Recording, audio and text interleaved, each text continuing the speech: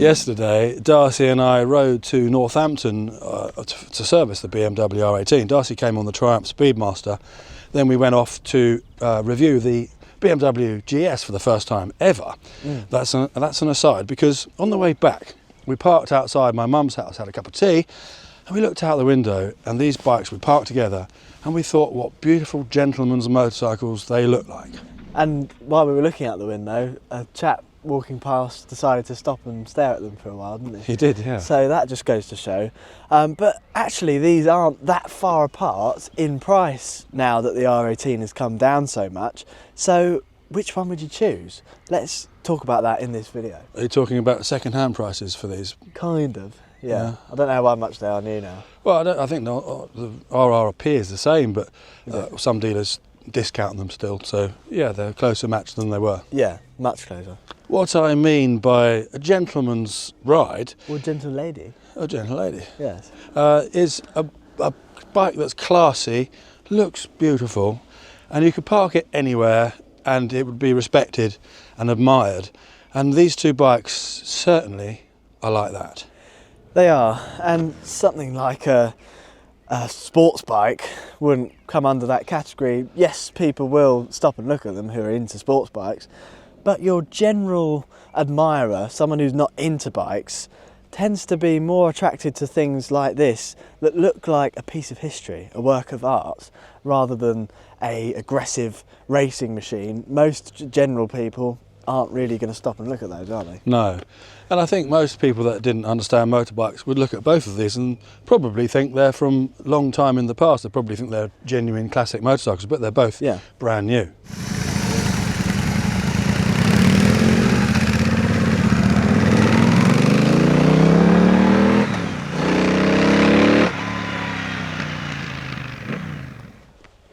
Both these motorcycles are designed by artists. They're not just practical, they're beautiful, and the lines, the style, the materials, the quality, the chrome, the matching of everything, the paintwork is all very, very beautiful, and that's what makes a classy gentleman's motorcycle. It is, and I really do like this Speedmaster. I've never ridden one before until this one, and it is remarkably beautiful. And today is the first time the sun has actually properly come out since I've been riding this bike, and this Stealth Edition paintwork is really glimmering in this sunlight. It's really beautiful. Got lovely speck to it and sparkle in the sun, and a lovely fade. It really is nice, this colour. It's lovely, isn't it? Yeah, it's really lovely. And one thing about the Speedmaster is the seat is so comfortable. More Really comfortable than the R18. The R18 is quite a firm seat. I mean, I've never had a problem with it. I rode when I left Wales, didn't look behind me. I rode for 3-4 hours because there was traffic jam.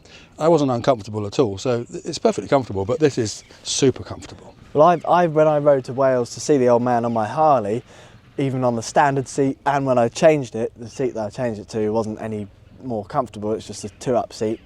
I had a sore bum after 45 minutes. This bike yesterday, after an hour's riding, completely not sore at all, so it's probably the most comfortable standard bike I've ridden so far, because this leather is so lovely and soft, and it's got loads of padding in it, so it's really nice. The rear seat's a little bit firmer, but it's still reasonably comfortable. So I might have to take my girlfriend on the back of this, because she likes to go on the back, but she complains that my bike is too uncomfortable. Yeah. So this one I think she'd actually really like.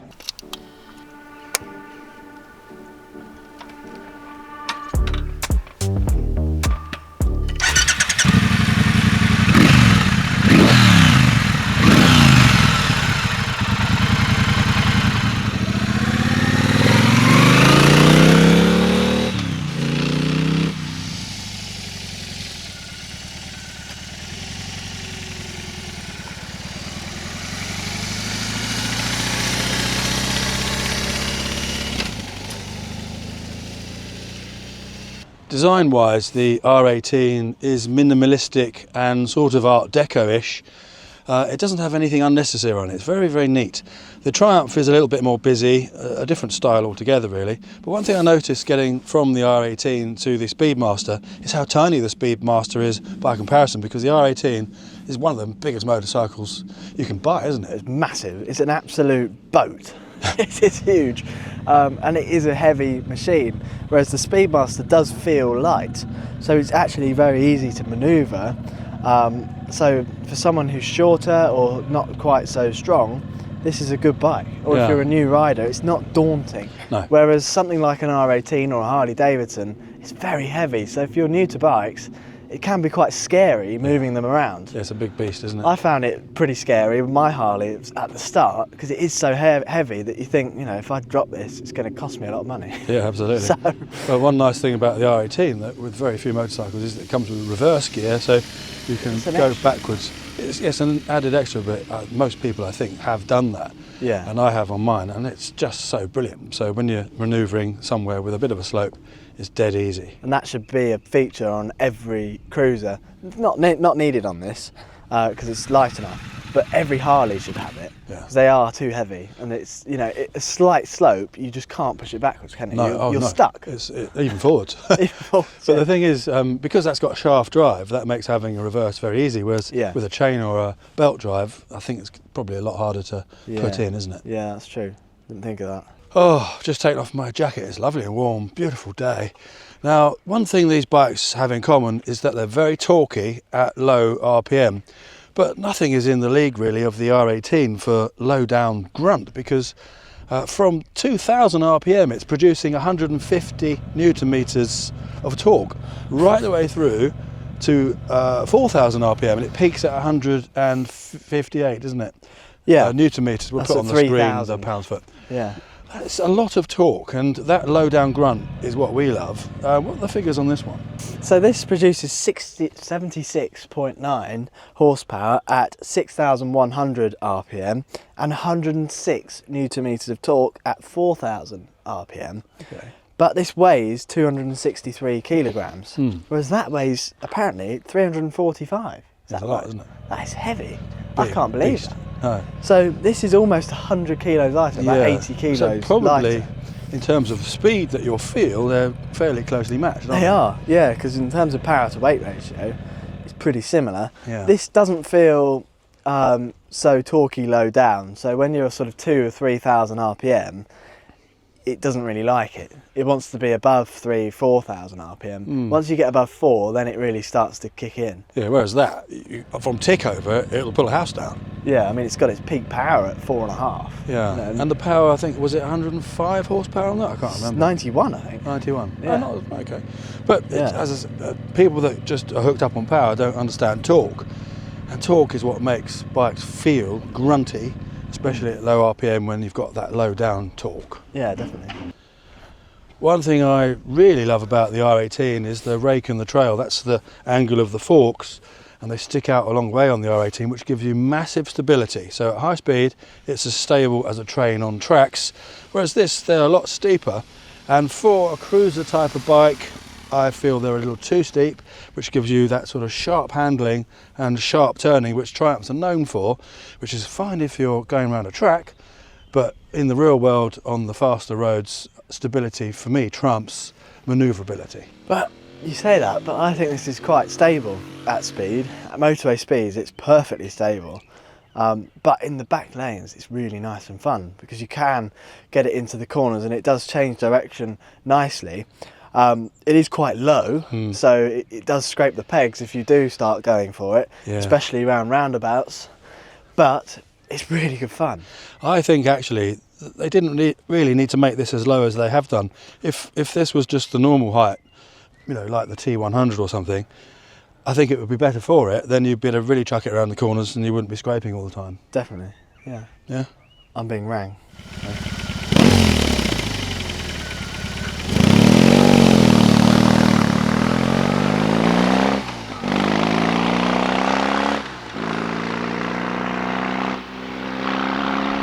If you've got a gentleman's motorcycle, then you want the highest quality, like anything that is good, a watch, pair of shoes, whatever it is, you want it to be the best quality, and the BMW absolutely oozes quality. It is from front to back just incredible. There's not a part on it, I don't think, that looks cheap. No, there isn't. It really is unbelievable quality. There's probably no other standard bike that is as good quality as this. It really is remarkable. You know, every single detail is fantastic. There's nothing on the bars at all that looks poor quality.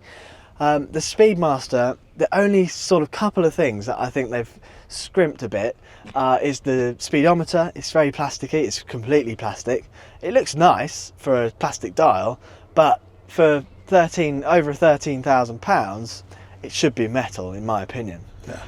And a few other little details on it, Like a little bit plastic. the quality of the switch gear and these brake and clutch reservoirs is exemplary on the BMW and a little bit cheap looking on the Triumph by comparison, but compared to some other bikes it's very nice. So But of course, this is kind of right at the top of the scale. yeah, but of course there is a difference in the price because the Speedmaster is starting from just over £13,000. In the Stealth Edition, it's 13,995, so basically 14,000.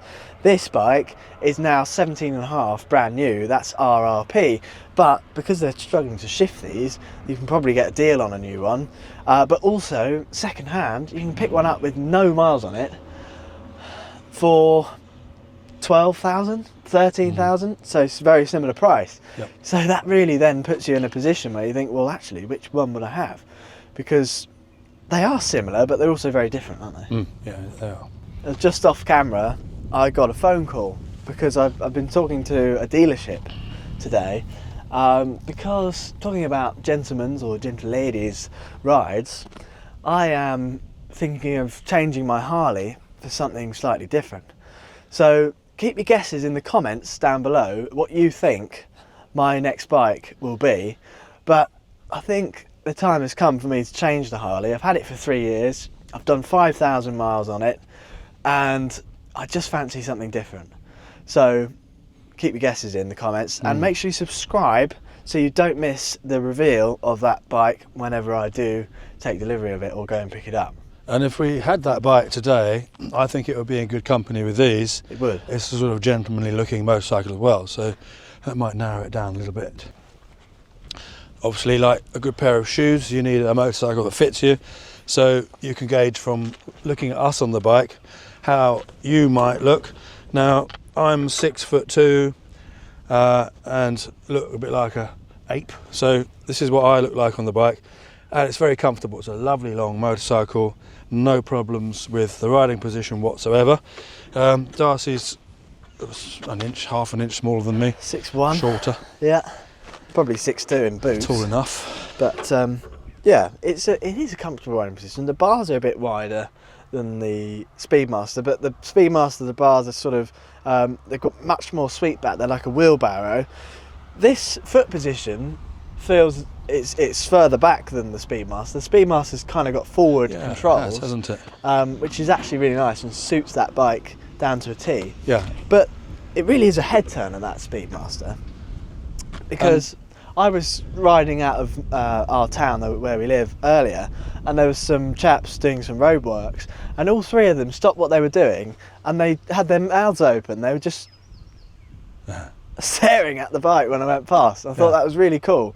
So what a bike for turning heads. Yeah, and I was just going to add that this is the only Triumph Bonneville that has the forward controls. It is. The only other bike in the Triumph range would be the Rocket 3 that has that sort of riding position. Yeah, we saw a Rocket 3 yesterday, didn't we, in that dealership? Yes, we did. We remarked how huge it is. It's massive, isn't it? Very chunky. Yeah. But This the is more engine- felt. Yeah, when you look at the engine of that Rocket 3, Yeah. it's literally like, it looks like a massive toolbox. Yeah, and I've always said, a square box. I wish they would make a Rocket 3 like a bigger Bonneville. That would be what everyone, I think, wants. Well, they used to make one, didn't they? What was it called? The Thunderbird. Yeah. So why don't they bring that back? Absolutely. Hopefully, But- fingers crossed. Is the market for big cruisers dissipating? Yeah. Is it? I mean, it might be, because obviously looking at Harley Davidson's figures and the popularity, whenever we do a Harley video, it dives, doesn't it? Yeah, I mean, yeah, most of the time. But saying that, the Fat Boy video's doing okay, but it's sort of that's sort of trickling iconic, over time. isn't it? But is it because it's a Harley or is it because it's a cruiser? Probably because it's a Harley. Probably because it's a Harley, yeah, and that's probably another reason why I sort of fancy getting rid of mine, is that I don't feel like I identify with the brand itself anymore. But I used to work for a Harley dealership, and when you work there, you're immersed in it all the time, so you kind of think that's what I want. Yeah. But a lot of the people who I worked with who've sort of come away from Harley then end up buying other bikes because they're not around it anymore, so it's not sort of in their mind all the time. So I think that's interesting. Talking about connoisseurs, I'm a tea connoisseur. You're a rum connoisseur. But it's the same sort of thing though. We've been talking about watches. We were in the gym this morning talking about nice watches, weren't we? Yes. And I think all those sorts of nice things, like nice motorbikes, watches, tea, rum, it's all a connoisseur's thing, and so quality is a big factor in the decision making. So let's just see how this fits someone like me. It's a nice. It sounds like you're farting when you sit on the seat. It's a nice riding position. It is, isn't it? I really like it. It's pretty much perfect, actually. I do like these sweet back bars as well. Yeah. It feels really small. It's much more compact to me, compared to your bike. But after a half an hour on it, then it feels fine. But the beauty of it is that it's suitable for various different sizes, which the R18 is rather big. So it's more versatile. Yeah, definitely. Yeah, it's a really nice riding position. But to be fair, it doesn't look small with you sitting on it. It doesn't, does it? No. Looks a bit small with you on it, but you're massive. But it's funny, coming back to what we were just saying, what you were just saying, because there's a watch that I really fancy, and I don't need it, but I really like it. And you said, oh, well, do you need it? I said, well, no, I don't need it. And I thought, of course I don't need it, but I want it. Yeah. But is that the same with a lot of motorbikes? You think, absolutely. You don't need it, but my God, do you want it? Yeah, yesterday there was a chap walking around the dealership and he was just looking at the bikes, and you could see he desperately wants one in his head, but he's probably going through that process of thinking, do I need it? Should I buy it? Do I want it? What will the wife say? Yeah. You go through all that, don't you? You do, yeah. But that's the thing, life's too short, and if you think about it, you're not really on this planet for that long. So why waste your time sort of trundling along going, oh no, I won't do that because I don't need it, I won't do this because I don't need it, I won't go on holiday because I don't have to. Just, do stuff to make your life as enjoyable as it possibly can be. Yeah. That's, I mean, and you can sort of make money and think, oh, I don't want to spend any money, but it's like, well, what's it there for? Yeah, that's true. I've had that sort of attitude with houses, and I keep changing houses and moving, so not in that respect it's probably bad, isn't it? That's bad, yeah. But as I said in a previous video, we've moved and I am never moving again, ever. I'm holding him to that. Yep. If he ever says he's moving, I'm pinning him down and showing him these videos. Yes. When we were in the early days of this channel, we tried to do sort of everything we could motorcycle wise. We didn't put ourselves in a category, but as time goes on, you ride more and more different bikes, you start to learn what you favour, and we do prefer cruisers, modern classics, some classics. Now we've ridden a couple, that's more our cup of tea, but we still like to ride these other bikes every now and then. One, because if it's a new bike, why not try it out, see if you like it, because you never know, it might surprise you. Like the GS, you discovered it's actually really nice to ride, but we don't like the look of it. But we sort of, when we do all the bikes that we love, and we say that we love them, when you're riding a bike you love, there's not going to be many things that you dislike about it, because it's your kind of motorcycle. So most of the things about this bike I love, apart from the few things that I've pointed out. And then you get a few comments saying, oh, this is a paid advert, you're being paid by Triumph to say that. No, I like it. You might not like it, you might like Suzuki V-Stroms, but I hate those. So if I did a video on one of those, I'd probably say I don't like it. But when we do a video on something we don't like the Honda NX500, something that's not our cup of tea, although as again I said it rode nicely, but it's not our thing, then you get comments saying, stick to the things that you do like. So you can't win, can you? No, but we like to diversify every now and then, because you never know, we might find a bike that actually changes our mind. But it's good to be diverse. It's not, we don't want to sort of trap ourselves in one little niche, but that is what we like to do because we like these bikes. Now, just going again into a few of the differences between these two bikes, to the untrained eye, that looks like an old-fashioned air-cooled engine, but it's actually water-cooled. Now, Triumph have very cleverly kept the fins on the cylinders there to give that air-cooled look, and it obviously does help with the cooling as well. But the BMW R18 is completely air-cooled, well, and slightly oil, but it's an air-cooled engine. And to my ear, I love the sound of an air-cooled engine, because you can hear the internals working a little bit more with an air-cooled engine because there's not a jacket of water surrounding it, and I like that. It gives you all those different sounds. Yeah, they're saying that. This is a really good sounding engine, isn't it? Oh, it is, and the exhaust. And exhaust. It's really lovely shape. Yeah. And Triumph are clever in the way that they hide the bits underneath, aren't they? So in the middle there on the front, you've got another silencer and the catalytic converter. It's really well hidden. So they are the best at that, I'd say. There are other brands that do that, but you can really see it sticking out on the bottom, whereas Triumph are the best in the business at hiding that. But you could probably easily change that and take that out, couldn't you? Oh yes. And then it would really sound incredible. Aftermarket pipes for both of these bikes. And I'm looking into what pipes I can get for this that give you that lovely sound, but I don't want just a plain, straight, circular, cylindrical pipe. I want something with a bit of shape. It's funny how no one's made a fishtail like that has the sound as well. Because that is a lovely looking exhaust. Yeah. But like if you look at Harley exhausts, there's so many exhausts out there, and they've got loads of fishtail loud exhausts, but there aren't as many options for this. No, Freedom Performance do a shark fin end to the exhaust. But I like, look at that. At least it's got some sort of shape. But I couldn't part with that if I didn't have a nice shape. Is it possible just to take the baffles out of that and make it a bit louder? Well, there is somebody who will take it apart and take all the internals out and then weld it back together nicely, and Bob's your uncle. But I don't want to do that because if you have the problems of MOTing, it's irreversible. That's true. It's better off changing it and having that as a spare. Yeah. Now, we forgot to mention at the time we had the Honda CBX1000 1980 motorcycle. Still in the garage. Yeah, still here. We might do another video on that. Yeah, we might do. Might as well. But that is old enough to qualify legally for the black and silver number plate, but it had that horrible yellow thing on the back. So yeah, I'd change that. That'd be the first thing I'd do. Yeah. But we've been saying all the time about how hideous these British number plates are. You have to have a yellow. I mean, who thought of that colour? It's not so bad if it's white. Yeah. Like white and black, it looks okay. But, like in Italy or something. You know, proper silver and black pressed metal number plate looks beautiful. Oh, it does. So I still want to do it. I think you should. So I'm just thinking, if I got a personalised plate, like an age-related plate, an old one, you know, that would have qualified for that type of finish, it's less likely to be seen, isn't it? But then, obviously, saying that, announcing it on the channel, people say, "All right, let's copy this guy." But does it? I mean, if you're a policeman, does it really matter? I mean, I know it's illegal, but would you stop someone that had that? Because obviously it's still got a number on it, it looks beautiful, matches the bike, you can still read it. Still read it, probably read it easier because it's silver. Yeah, and it's more visible. Stand out more. Yeah. So, it's that one with the silver and black number plate, not the yellow. Like it's got a yellow number plate like every other vehicle. Yeah. So, you know, having a few different number plates would, I mean, what's the point in saying? Because no one's going to change anything, are they? No. So the only way we're going to do it is just to do it, isn't it? Yeah.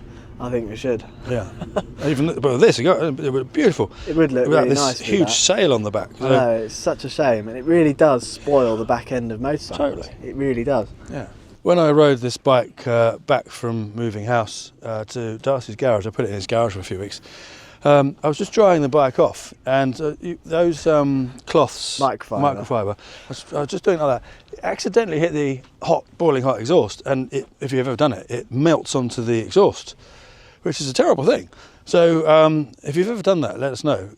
But I found what I did. I let it cool down. I then rode to my house, which is like 5 minutes away from Darcy's house. I had some packing paper. I put the paper on the hot problem, and it got rid of some of it. It sort of came off on the paper. Then I let it cool down. I've got this tube of chrome polish, and it came up beautifully. You've got some polish that didn't work. No. Okay. But this stuff that I've got just came straight off. So I do like to use a bit of chrome polish. Now this has been cleaned sort of very roughly, so it needs a damn good polishing. So I'm going to go out on a nice sunny day onto the driveway and give it a really good clean, and then it's going to look beautiful again. When it comes to motorcycles like these, performance isn't a massive consideration. It's more about the styling, the way it makes you feel, the character. But saying that, being a motorcycle, performance is good and much better than most cars. They are quick. This Speedmaster is way quicker than I expected it to be on paper, because I thought, it's not that much power or torque.